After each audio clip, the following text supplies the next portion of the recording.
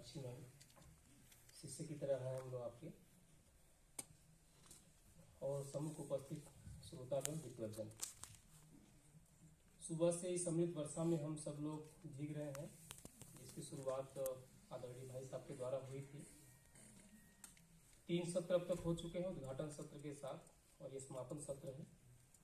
तो जो इसको हम हाइलाइट्स कहेंगे उसको थोड़ा सा एक बार मैं रिपीट कर रहा हूँ जो वक्ताओं द्वारा बोले गए हैं।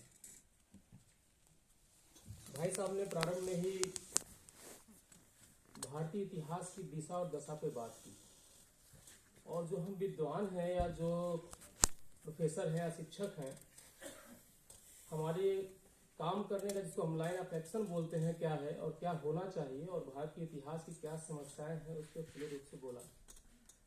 और उनका हमेशा आग्रह रहता है कि भारत का इतिहास भारतीयों के द्वारा भारतीय साक्ष्यों के प्रकाश में लिखा जाना चाहिए, और यही इतिहास हमें गौरव देगा, यही इतिहास वस्तुतः भारत को विश्व गुरु की तरफ ले जाएगा।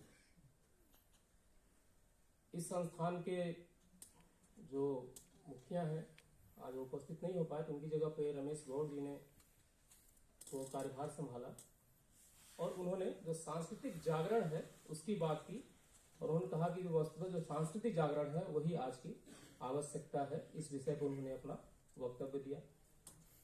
उसके बाद श्री राकेश मंजुल जी ने अपना वक्तव्य दिया, और एक तरह से एक पूरी पिक्चर दिखाई उन्होंने, जैसे लग रहा था कि पिक्चर विजुलाइज हो रहा है।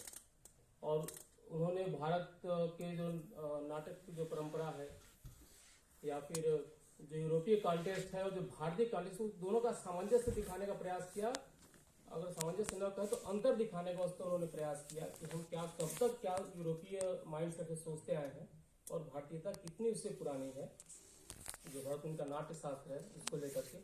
और उसके बाद फिर वो इतिहास में गहरे उतरते चले गए और अंडमान पहुंचे, जहां उन्होंने एक क्रांतिकारी की विषय को उठा करके अब पूरा वहां की संस्कृति और कैसे जो जिन्हें हम आदिवासियों का आदिवासी शब्द कहते हैं, जो इस शब्द को हम लोग प्रयोग नहीं करते हैं वस्तुतः, जो वनवासी हैं, गिरिवासी हैं, शहरवासी हैं, ग्रामवासी हैं, और ये सभी आदिवासी हैं। तो अलग से कोई आदिवासी नहीं, लेकिन एक ट्राइब शब्द यूज किया था, जो टर्मिनोलॉजी यूज किया था, जहां 30 शब्दों की मार हम करते हैं इतिहास में, जिसने बहुत ही घाव दिए हैं।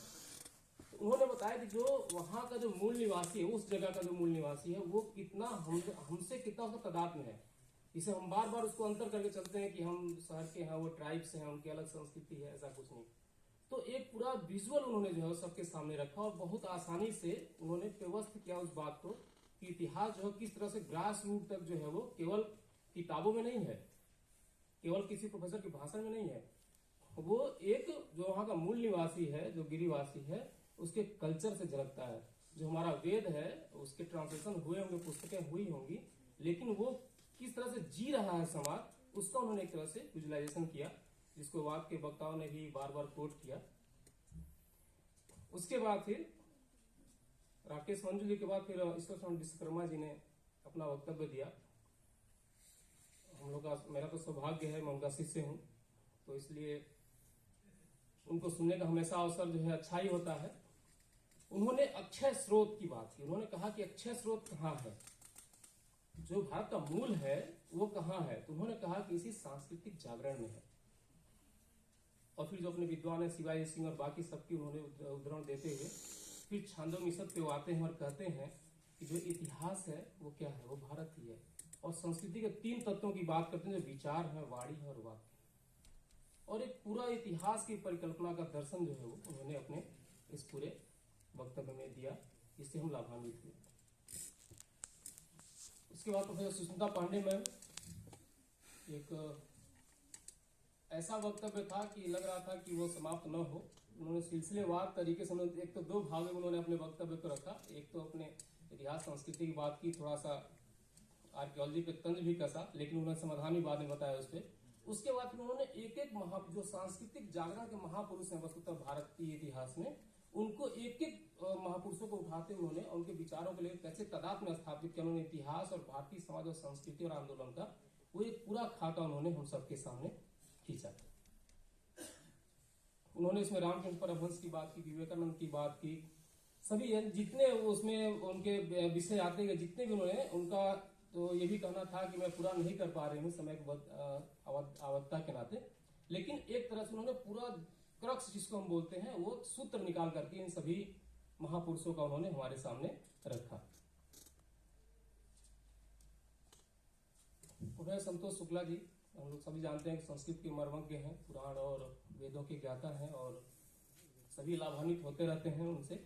उन्होंने जो भारतीय वाङ्मय में जो राष्ट्रीय भावना के स्वर हैं और जो स्वाधीनता के संदर्भ में जो भी बातें आती है उसको उन्होंने अपना वक्तव्य रखा और कहा कि राष्ट्र ही संस्कृति का तत्व है। और सबसे बड़ी बात उन्होंने जो बताई अपने पूरे वक्तव्य में वो ये कहा कि देश का संबंध माता और पुत्र का है। ये हम सभी जानते हैं, लेकिन जिस हम सांस्कृतिक जागरण की बात कर रहे हैं, जो पूरे विश्व से हमको अलग करता है वो यही है कि हम अपने राष्ट्र को माता कहते हैं और स्वयं उसको पुत्र कहते हैं उसका। और फिर काशी के भौगोलिक इतिहास और सांस्कृतिक स्वरूप का वर्णन करते हुए पूरी तरह से वो किस तरह से शिक्षा व्यवस्था भारत में थी और किस तरह से विद्रूपित की गई उसका पूरा खाका उन्होंने अपने इस पूरे वक्तव्य में दिया। प्रोफेसर मक्खनलाल ने दूसरे सत्र की अध्यक्षता की थी और उन्होंने भी फिर सांस्कृतिक एकता और जिन वक्ताओं ने जो अपने वक्तव्य दिए उस पर उन्होंने अपने विचार रखे। द्वितीय सत्र अभी ताजा गुजरा है हम सबके सामने, जो विलय के बाद हुआ था, जिसमें प्रोफेसर हिमांशु राय सर ने अध्यक्षता की थी। हिमांशु चतुर्वेदी सर का, बिंदुपुरी मैम का, ओम जी उपाध्याय का वक्तव्य हुआ था। ओम जी उपाध्याय ने अपने वक्तव्य में कहा कि जो विभाजन की त्रासदी है वस्तुतः वही जो है वो बस इन्होंने दो भाग उसके बताए कि जो अपने वक्तव्य में कि दो मूल बिंदु बताया कि एक जो आजादी मिलने के बाद जिनके हाथ में, दूसरा जो विभाजन की त्रासदी है तो उन्होंने बात की। और फिर कहा कि जो हमारी सांस्कृतिक चेतना का केंद्र है वो आध्यात्म है। और प्रोफेसर सतीश चंद्र मित्तल जी की जो उक्ति है जिसे हम लोग कभी भूलते नहीं है, उन्होंने जो भारत के बारे में कहा कि सबसे प्राचीन कोई जीवित राष्ट्र है तो वो भारत है, इसको उन्होंने बताया। और उसके बाद फिर जो आजादी से मोह भंग हुआ लोगों का, जिनका उन्होंने क्या किया इस पे पूरा उन्होंने खाका खींचा। भक्ति आंदोलन तक पहुंचे, फिर उसके बाद नरसिंह मेहता, गुरु नानक, फिर बंकिम चंद्र के वंदे मातरम, फिर हनुमान प्रसाद पोद्दार के गीता प्रेस तक की यात्रा उन्होंने पूरी हमारे सामने कराई हमें।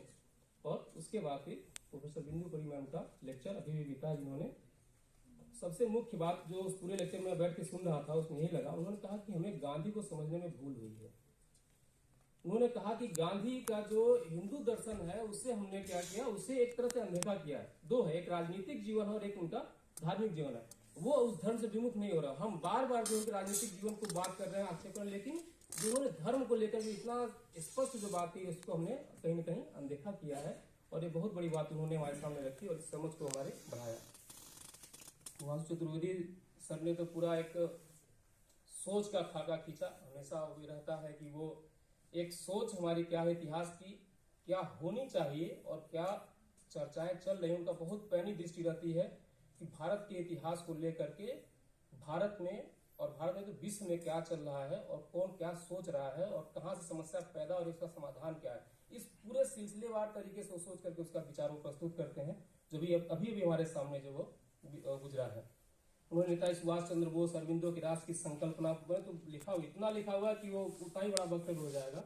और बाद में प्रश्नों का जो उन्होंने उत्तर दिया, एक सांगो पांग उन्होंने हमारी भारतीय दृष्टि इतिहास की क्या होनी चाहिए, क्या क्या गलतियां हुई हैं, उसके लिए सुधार क्या हो सकते हैं, उसको उन्होंने विचार रखे।